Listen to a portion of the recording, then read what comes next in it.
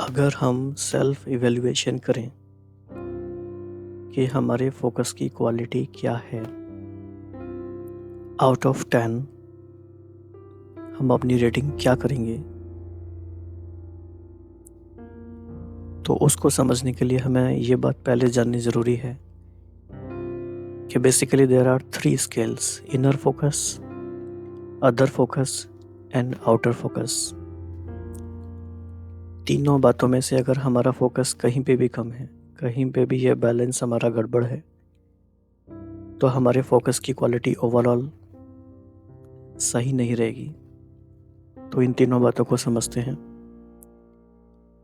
Inner focus अगर हमारा correct है तो हमारे इंट्यूशंस, हमारी वैल्यूज़, हमारी डिसीजन मेकिंग ये सारी राइट रहती है।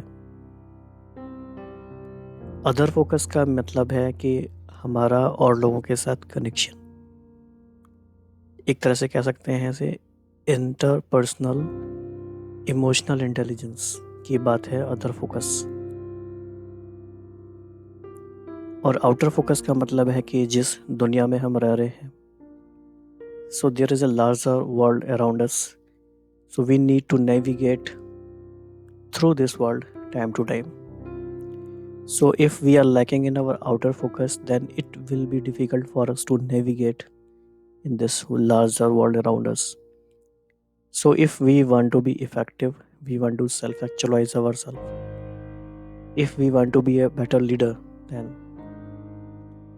we need to balance all these three: inner focus, outer focus and other focus. इसको बहुत ही अच्छे तरीके से यहाँ लिखा गया है कि अगर हमारा इनर फोकस गड़बड़ हो गया तो हम रडरलेस हो जाएंगे।